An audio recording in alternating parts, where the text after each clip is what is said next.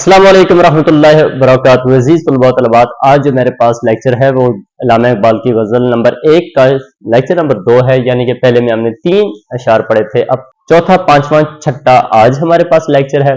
बेटा हम शेर नंबर 4 में अगर देखते हैं तो फलसफा जबर कदर है और कि जिंदगी का अख्तियार या मौत का अख्तियार सिर्फ अल्लाह के हाथ में है। लेकिन यहाँ पर अल्लामा इकबाल का मुतमईन नजर क्या है शेर लिखने का और मकसद क्या है, हम उस तरफ भी जाएंगे। कहा क्या, मुझे रोकेगा तू ऐ ना खुदा क्या गर्क होने से कि जिनको डूबना हो डूब जाते हैं सफीनों में। बेटा अभी हमने बात की कि फलसफा जबर कदर है। हम अगर इस शेर को देखें तो शायर ने क्या कहा, पहले लफ्जों में देख लें बेटा कि मुझे रोकेगा तू तू ए ना खुदा के अंदर हम बहुत सारे मानी देखते हैं, बहुत सारे लोगों को लेके देखते हैं। बेटा यहां पर अगर हम देखें लफ्ज ना खुदा के अंदर एक तो पहले वो मुल्लाख है, वो कश्ती का पासबां है, वो कश्ती चलाने वाला, जिस तरह हम गाड़ी चलाने वाला ड्राइवर है और कश्ती चलाने वाला मुल्लाख है, ना खुदा है। एक कश्ती चलाने वाले, तू मुझे क्या डूबने से रोक सकता है।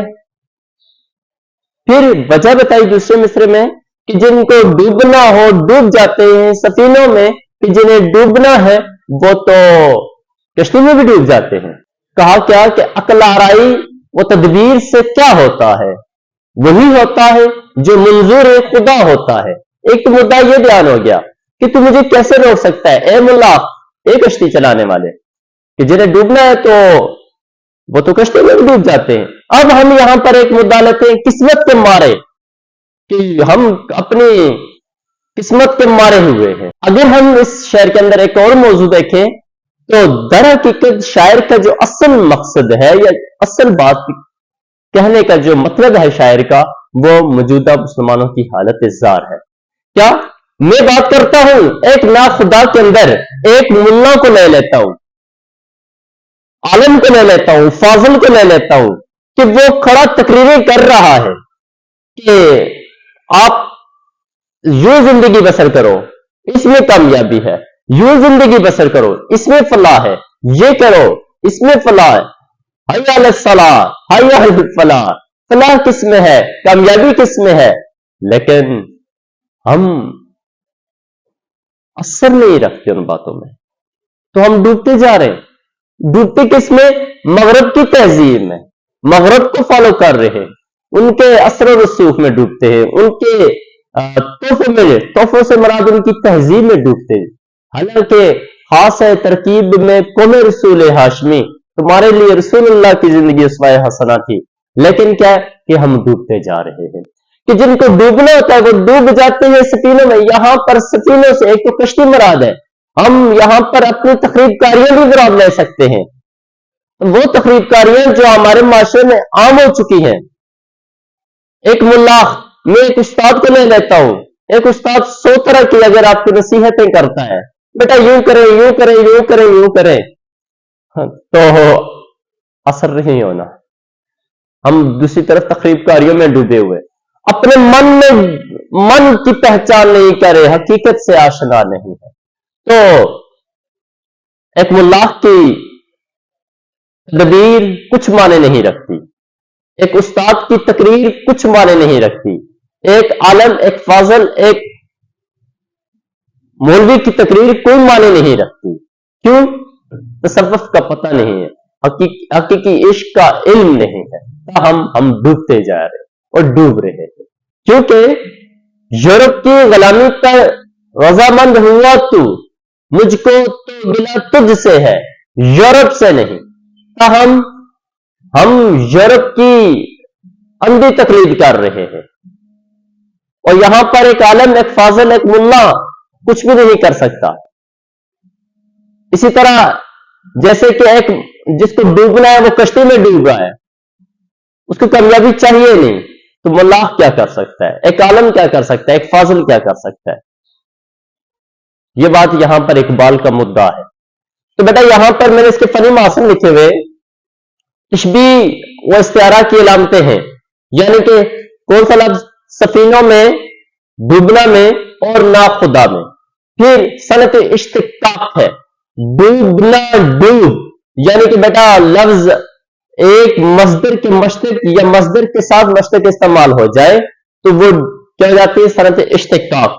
پھر استفہام ہے، استفہامی انداز ہے، سوال کیا گیا ہے، اے ناخدا کیا عورت ہونے سے تو مجھے روک سکتا ہے، یعنی کہ استفہام ہے۔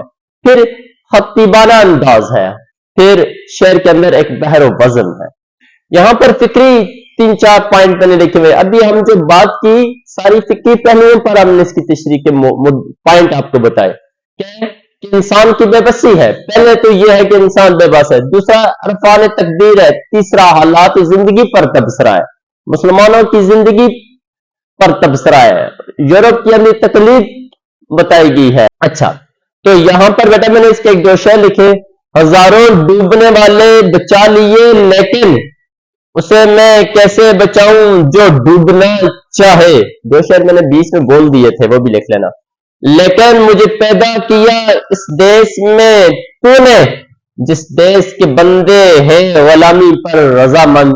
بیٹا یہ شعر نمبر 4 تھا علامہ اقبال کا، مختصر اور سرسری بات کر رہا ہوں چونکہ ان اشعار کے اندر بہت گہری اور پیچیدہ باتیں بھی ہیں، لیکن مختصر آپ کے سامنے اس کی پریزنٹیشن کے طور پر پیش کر رہا ہوں۔ اچھا، تو شعر نمبر 5 ہمارے پاس کہ جلا سکتی ہے شمع کشتہ کون موج نفس ان کی، اہل دل کی روحانی طاقت کی بات تھی، پھر اس میں تصوف کی بات تھی، پھر یہاں پر انسانی عظمت کا اعتراف ہے، پھر ہم دیکھیں عالم علم باطن اور اسرار قلب کی باتیں ہیں۔ علامہ اقبال نے کہا کہ یا الہی، یا اللہ، کہ تیرے نئے بندوں کے سینے میں ایسی کیا باتیں ہیں کہ وہ بجھتی ہوئی شمع کو ایسے سانس لے کر بھی جلا دیتے ہیں۔ حقیقت میں یہاں پر اللہ والوں کا ذکر ہے، وہ لوگ جو اللہ سے عشق کرتے ہیں یا اللہ کے ہو گئے، ان کا ذکر ہے۔ کیا کہا؟ جلا سکتی ہے شمع کشتہ کو موج نفس۔ شمع کشتہ بیٹا بجھتی ہوئی شمع، وہ شمع جس کو بجھنے کے بعد جس میں سے دھواں نکل رہا ہو، ابھی بجھ گئی ہے، تو کیا موج نفس، سانس کی لہر، یہ سانس کی لہر کیا کرے گی؟ وہ اس کو جلا دے گی۔ کس کو؟ اس شمع کو جلا دے گی۔ جو شمع بجھ رہی ہے اس شمع کو کون جلا دے گی؟ کہ وہ ایک مومن کی سانس، یہ والی سانس۔ تو کیا الہی، اے میرے مولا، کیا چھپا ہے؟ سوال پوچھا گیا ہے، اہل دل کے سینوں میں، تیرے نیک بندوں کے سینوں میں ایسی کیا بات چھپی ہوئی ہے کہ وہ جو بجھتی ہوئی شمع کو بھی جلا کر رکھ دیتے۔ تو در حقیقت یہ عشق ہے، یہ اللہ سے محبت ہے، یہ اللہ کی قربت ہے۔ یعنی کہ یہ بات یہاں پر جو کی گئی علامتی طور پر کی گئی کہ شمع کی علامت وغیرہ لے کر، تو حقیقت میں اللہ سے عشق کی عظمت بیان ہے۔ حقیقت میں اللہ سے عشق کی عظمت بیان ہے۔ عشق کی ایک جست نے کر دیا قصہ تمام، اس زمین و آسماں کو بے قرار سمجھا تھا میں۔ ایک بات یہاں پر علامہ اقبال کا مدعا یہ بھی ہے کہ وہ لوگ جو علم سے، جو لوگ دین سے دوری اختیار کر گئے ہیں، وہ لوگ اگر اہل علم، عالم، فاضل، فضلاء کی محفلوں میں بیٹھتے ہیں، اور یہاں پر بیٹا اگر ہم شمع کشتہ سے مراد وہ لوگ جو کہ دین سے دوری پر ہیں، حقیقت میں یہ مدعا اقبال کا اصل نقطہ نظر ہے۔ وہ لوگ جو دین سے دوری پر جا رہے ہیں، وہ لوگ جو ظاہری طور پر مسلمان تو ہیں لیکن عمل ان کے مسلمانوں کے جیسے نہیں ہے، اور ان کے طور طریقے مسلمانوں کے جیسے نہیں ہے۔ علامہ اقبال نے استعمال کر کے ان لوگوں کے لیے یہ کہا کہ وہ لوگ تو دین سے دوری پر ہیں، لیکن وہ لوگ اگر اہل علم کی دنیا میں آ جائیں، عالم کی دنیا میں آ جائیں، فضلاء کی دنیا میں آ جائیں، تقویٰ کی دنیا میں آ جائیں، تقویٰ والوں کی دنیا میں آ جائیں، وہ تقویٰ والے کیا کریں گے؟ موج نفس سے، اپنی ایک سانس سے، اپنے ایک سانس سے مراد یہاں پر دم نہیں کریں گے، وہ اللہ کا دین ان کو بیان کریں گے، وہ اللہ کا کلام، اللہ کا خوف ان کے دل میں ڈالیں گے اور وہ ان پر اثر کرے گا، وہ گمراہ راہ سے، گمراہی سے رائے ہدایت پر آ جائیں گے۔ تو اقبال کہتے ہیں کہ میرے مولا کرے ان نیک لوگوں کے سینوں میں ایسا کون سا جو ان گمراہ شد لوگوں کو رائے ہدایت پہ لے آتے ہیں۔ چونکہ علامہ اقبال اگر ہم دیکھیں تو بیٹا تصوف میں ڈوبے ہوئے ہیں اور اللہ والے شاعر ہیں، تو وہ راز تلاش کرنا چاہتے ہیں کہ میرے مولا وہ نیک تیرے نیک لوگ کس طرح کی ریاضت کرتے ہیں۔ اور اقبال ہی کا ایک شعر ہے کہ کوئی اندازہ کر سکتا ہے اس کے زور بازو کا، نگاہ مرد مومن سے بدل جاتی ہیں تقدیریں۔ تو یہ تھا ہمارے پاس بیٹا شعر نمبر 5۔ ہاں گہرائی ہوتی ہے، میں معمولی سا انسان ہوں، معمولی سا طالب علم ہوں، مختصر چیزیں آپ سے شیئر کرتا ہوں۔ تو فنی معاصرے تشبیہ اور استعارہ یہاں پر بیٹا شمع کشتہ اور موج نفس، شمع کشتہ تشبیہ کے طور پر، استعارہ موج نفس کے طور پر۔ صنعت مبالغہ ہے، مبالغہ سانس سے شمع جلانا بڑھا کر بات کی ہے۔ تجسیم ہے، شمع کشتہ اور موج نفس کو بطور جاندار چیز پیش کیا گیا ہے۔ پھر ترکیب سازی ہے یا عمدہ تراکیب ہیں، جیسا کہ شمع کشتہ، موج نفس، پھر اہل دل، یہ ترکیب سازی ہے۔ صوتی آہنگ ہے، موسیقیت ہے شعر میں، سوالیہ انداز ہے، بحر و وزن ہے۔ اور یہاں پر سوالیہ انداز کہاں ہے؟ الہی کیا چھپا ہے اہل دل کے سینوں میں۔